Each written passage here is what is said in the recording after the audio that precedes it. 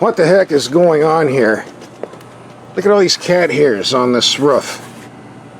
This is not a hard top, it's a canvas convertible. Look at this. Why can't you do this when I get a cheap car instead of a $90,000 Mercedes? I'm gonna get these hairs out of here.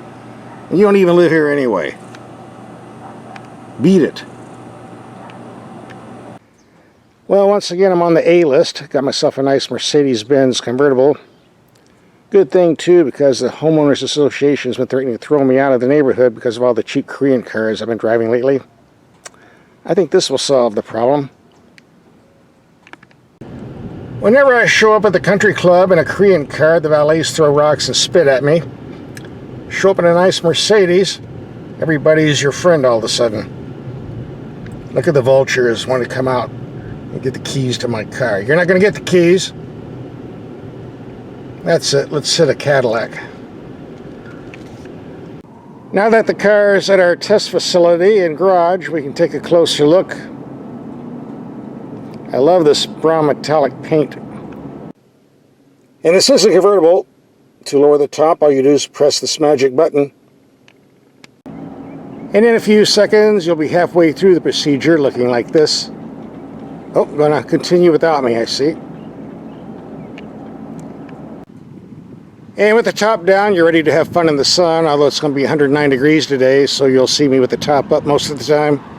I don't want to roast alive. That convertible top takes up a lot of room when you put it down, so you get a small trunk. You might get a set of golf clubs and a picnic basket back there, and of course there is no spare tire. Don't get a flap. And the second row seating, the space is rather limited, but you do get some leg room, unlike other vehicles like this, so yes, you can actually fit a couple people back there. 101 degrees, and it's not even lunchtime yet. Going to be a scorcher today. I think we'll have to keep the top up for a while. The base C series comes with the little 4-cylinder turbo engine, putting out 241 horsepower. Last time I checked, the starting price for the hardtop in that configuration was around $52,000. Obviously, with the soft top and a bigger V6 and 4-wheel drive, or 4MATIC all-wheel drive as they call it, this vehicle cost a bit more. And I do have the window sticker for this 2019 E450 4MATIC Cabriolet. Let's take a close look. The base price of the Mercedes E-Series hardtop with 4-cylinder engine starts around $52,000, I'm told. As you can see, convertible roof, V6 engine, we're up to $69,800. But as always, with the German cars, and Mercedes especially, there's always that option list. Things we really don't need, but you're going to get anyway. Is that $4,000 for the leather package? My, sure is. Napa leather. And moving right along, there you go. Plus tax, license, and dealer prep fee. For that money, we get a V6 turbo putting out 362 horsepower, hooked to a 9-speed automatic transmission with manual shift override. Fuel economy is 19 in the city, 26 on the highway, 22 overall. According to the EPA sticker, we're going to be racking up lots of miles and find out the real world fuel economy. So don't go away. As we do in all of my videos, we're going to take the headlights out in the dark and see how they perform. So let's get rid of the sun, and we'll do that right now. It's dark enough. We'll take these headlights out and see what they do. Look pretty bright to me. Here we have the headlights on a wall 100 feet away, very bright. A bit low to the ground, turn on the high beams. Bright enough for me. Here we have the brights on the building 300 feet away.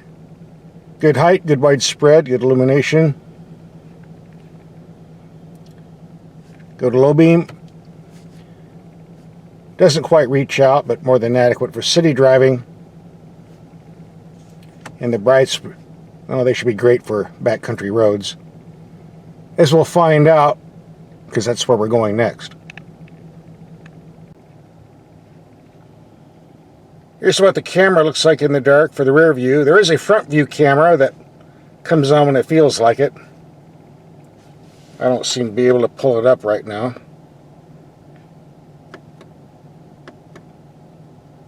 Car has a mind of its own. There's the 360-degree view. Here's the front view camera. And there it goes. And when you turn the steering wheel to the left, you do get a left light. Same for the right view. Turn the steering wheel to the right. This works great in parking lots. Here we have some street signs a half-mile down the road. Of course, they light up pretty good on high beam, but even on low beam,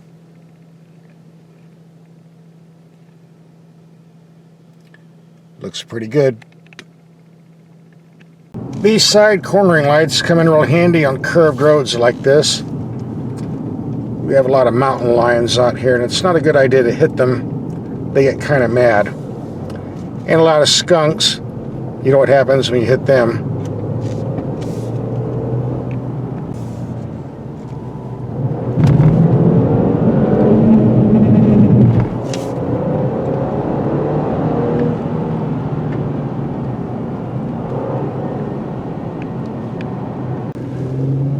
This Benz really sticks to the road in these tight corners. I think we're going to have a lot of fun with this car as the test progresses.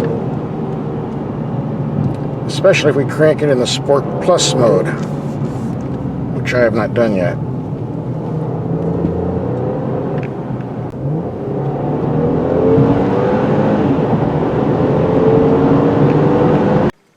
I would say these headlights performed pretty good. Now that it's cooling off, I'm going to put the top down, drive home, and then we'll continue the video test. I think we better get out of here. The vampire bats are swarming around. I think I got a couple in the car I'm hearing. Get out of here. Gotcha, sucker. You're not going out now. Maybe that wasn't such a good idea. Now I gotta let him out sometime. Shoo! Okay, let's take a look at the cabin and see what this $4,000 leather package looks like. Looks pretty good to me, and I'm glad I got a vehicle with a light-colored interior instead of black. I had a black luxury car last week and I roasted to death in the seat. Not a problem here. Before we get in, you see we have some outside body work that collects dirt, dust, and mud, along with wide rocker panels underneath, very wide, which means when you step out of the vehicle in bad weather, all that junk is going to get on your pants. You might want to keep a rag in the trunk, keep it wiped down. There's a very big learning curve when you're trying to learn the controls of the Mercedes-Benz. The best advice I give people is just toss the owner's manual aside, get in the car, sit in it for 5 or 6 hours, push every button 20 times. By then you'll get the hang of it. That being said, let's look at some of the features. Here we have a button for the dynamic mode. This is optional. Gives you all these different driving modes.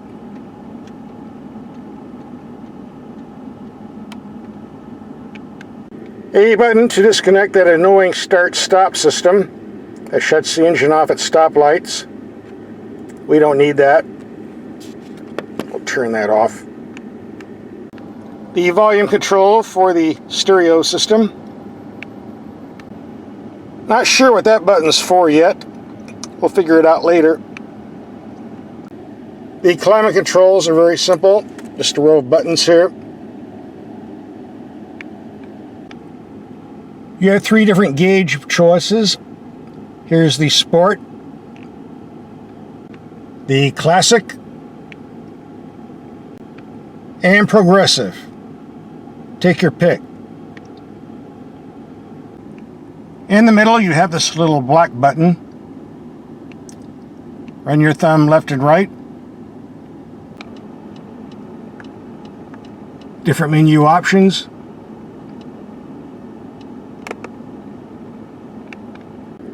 This button is part of the adjustable suspension package. You press it, it raises the vehicle, but if this was an SUV, I could see why. On a car, I don't. I'll investigate this a little bit later. And what would a luxury car be without the optional massage seats? Great for those long trips. I'll be using this quite often. I was glad to see the sun visor slide back and forth to block out the sun. A lot of luxury cars don't do that. This is a very small glove box. The only reason we have room right now is because I took the owner's manual out, tossed it in the trunk.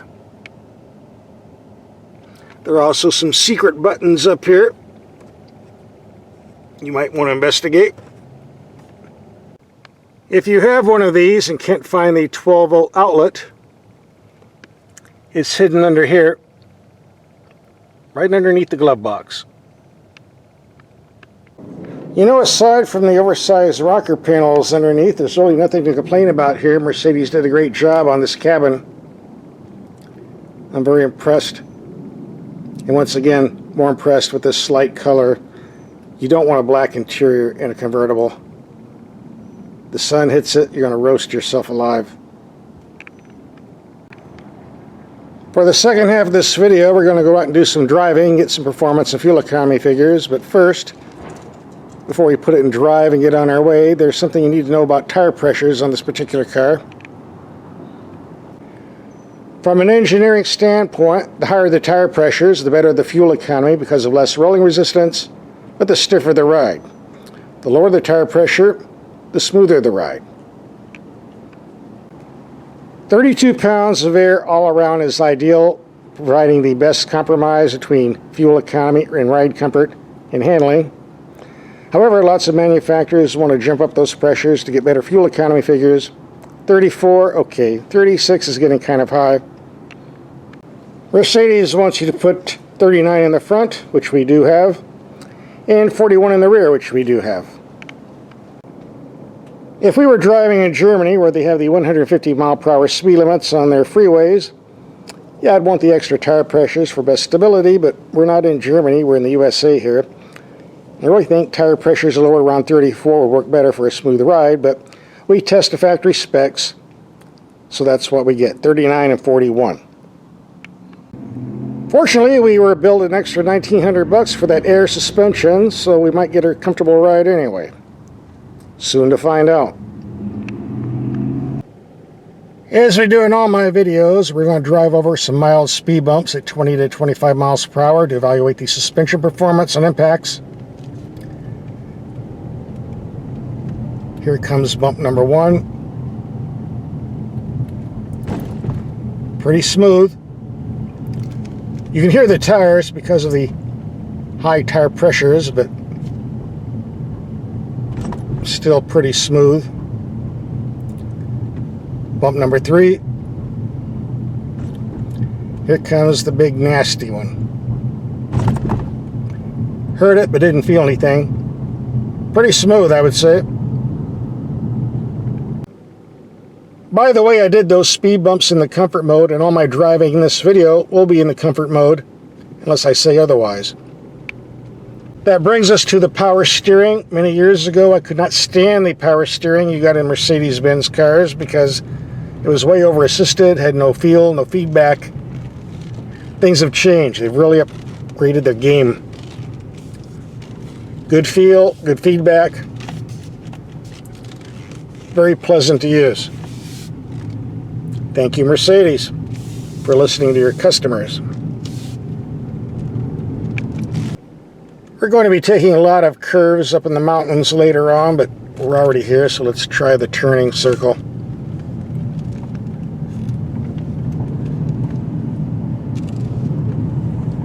A bit of body lean, but we're sticking to the road very well.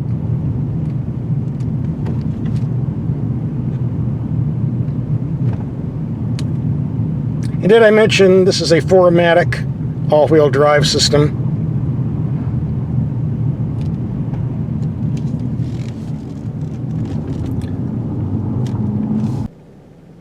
Mercedes makes some pretty strong engines, and this is another one. Lots of bottom end torque. The 9-speed automatic helps performance as well. I do have this in the Sport Plus mode. Oh, now we're moving. It took about a half a second.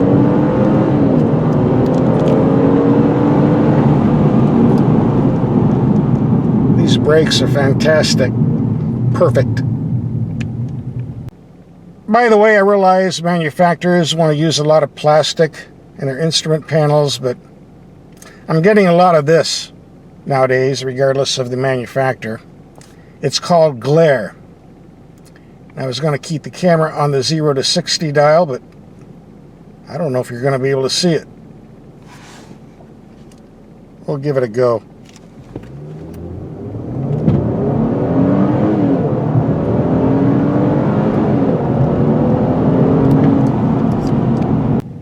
I wasn't trying that hard, but if you have a stopwatch at home, you might get a time off of that.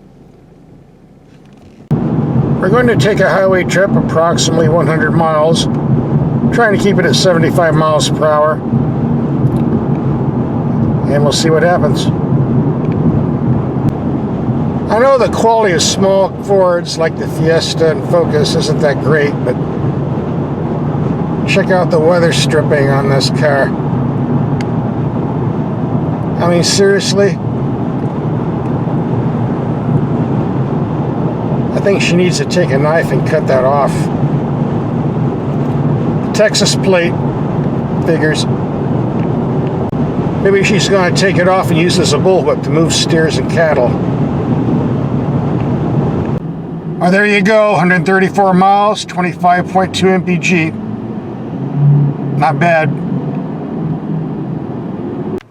We have another 300 miles of heavy-duty driving coming up, but before we do, I want to take a few minutes out and show you why I like Mercedes-Benz convertibles. We can start with the quality of construction, specifically the soft top.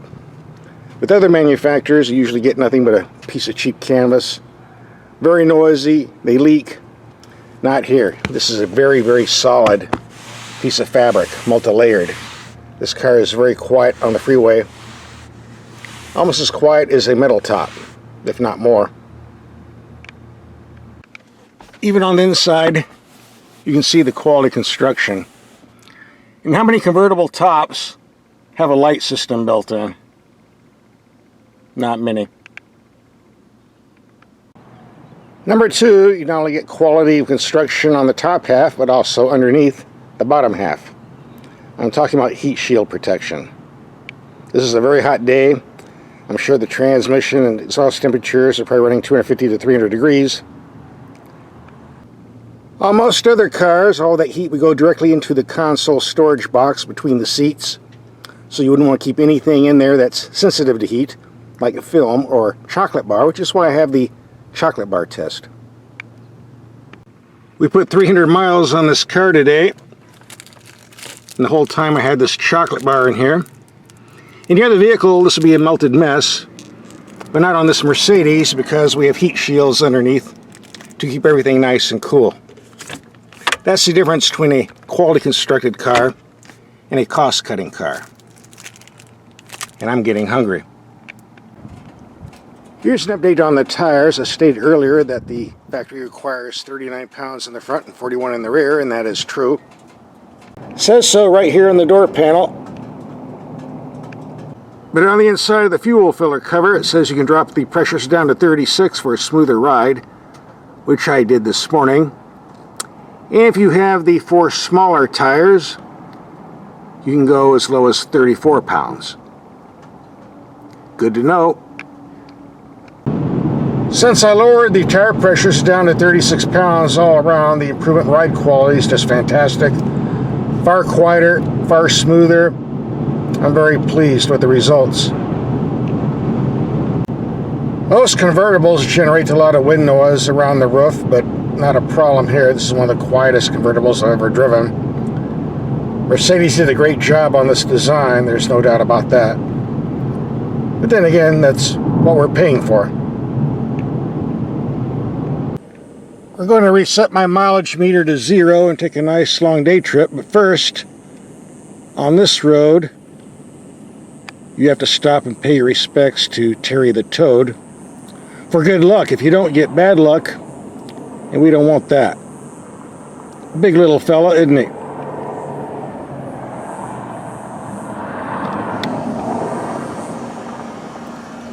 Windy out today.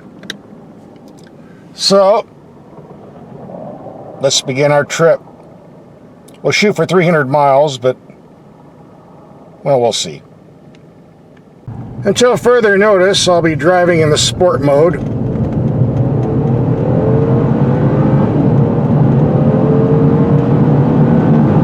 I'm gonna let her rip.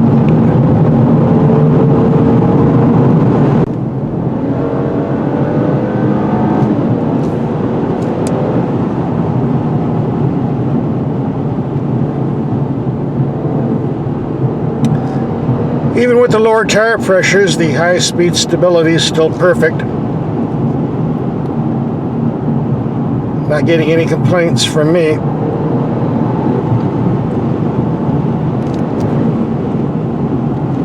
And this power steering is extremely responsive.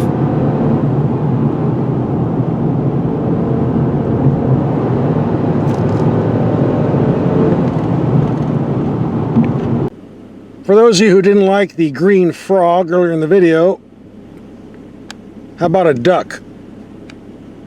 Daffy the Duck. You gotta stop and pay homage to him too.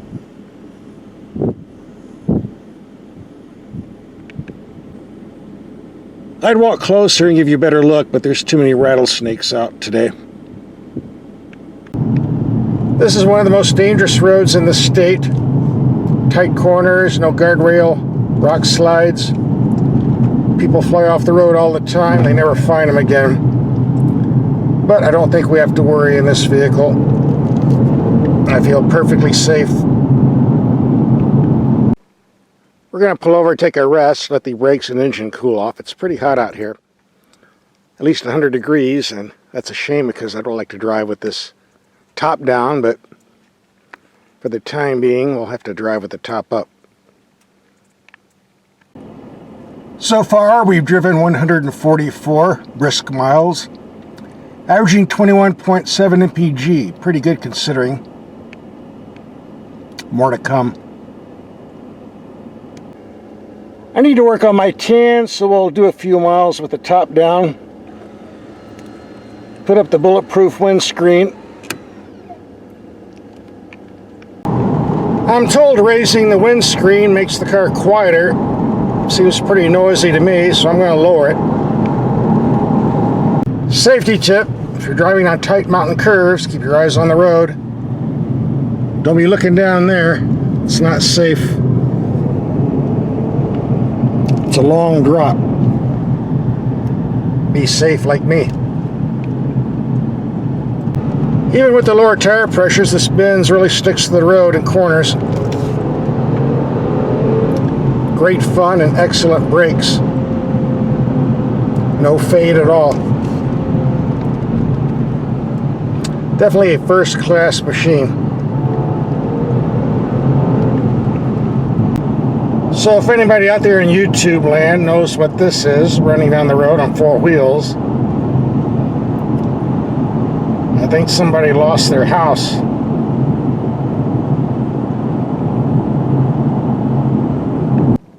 My goal was to put 300 miles on this car today. Looks like I missed it by that much. The 21.9 mpg is a pretty good figure considering the driving we were doing. Our second goal was to put 600 miles on the clock for this video. It looks like we went over just by that much. Interesting, the fuel economy at 21.9 is exactly the same. Again, pretty good considering all the driving we were doing and how we were driving. We'll be tacking on a few more miles before we turn this in. We'll round it off at 650.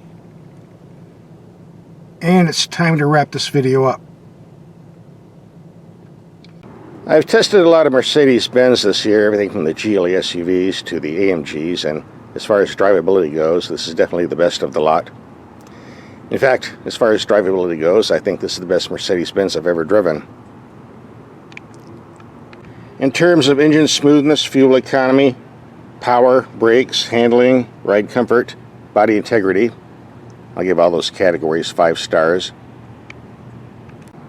As far as being practical, we can never give 5 stars for that on a convertible, especially with the trunk that's way too small and the lack of a spare tire. Well, this is definitely one of the nicest convertible soft tops I've ever used. Very solid, airtight, easy to operate. The only real beef I have is the price structure. If you're going to sell me a $90,000 car, then give me a $90,000 car with all the stuff standard. Don't go to a low price in the 50s and 60s and then tack on 30, 40 grand worth of stuff. It doesn't do anything for resale value. But that's what the Europeans do. Germany, British, Italians. That's just the way it is. And speaking of price, I've not driven the less expensive E-Series with the turbo 4-cylinder engines and the lack of air suspensions yet. So I have no idea how they perform. We'll have to get one of those later and see. Be sure to tune in next week when we swap out this metallic brown Benz for the metallic brown Lexus. In the meantime, here's some video links to other Mercedes-Benz vehicles we've tested. Just click and watch and subscribe so I can get some money to pay for all this gas we're using.